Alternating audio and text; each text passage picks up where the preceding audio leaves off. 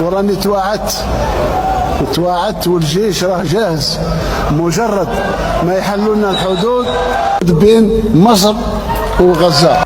اول مره كنعرف بان الجيش خصو الفيزا. امال في الجيش كيجي وكيدخل، ولكن عند عمي تبون كيطلب الفيزا وانت تتسنى الفيزا وجمع الباسبورات ديال العسكر. فين هي البحريه والغواصات واقوى جيش في المنطقه؟ خويا راه غزه راه على البحر. الا ما كنتيش عارف حنا نقولوها لك.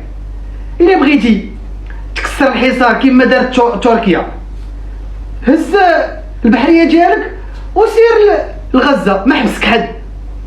كيفاش بغيتي انت مصر؟ علاش بغيتي تورط مصر تحل لك الحدود؟ على ما كنتي تحتاج الفيزا، على بغيتي تدوز من الحدود، ياك عندك بحريه دوز ديريكتومون من البحر وحط في غزه على البحر، الطول ديالها كامل على عند الشواطئ، وكسر هذاك الحصار. ولا خايف ديال اقوى دوله، ولكن راه ما توصلش لسيدنا. دخل المستشفيات ودخل المساعدات ودخل، كتزايدوا علينا، ما نحتاجو حنا حتى واحد. عندنا العلاقات ديالنا. المغرب اول بلد كتدخل المستشفيات وكتدخل المساعدات.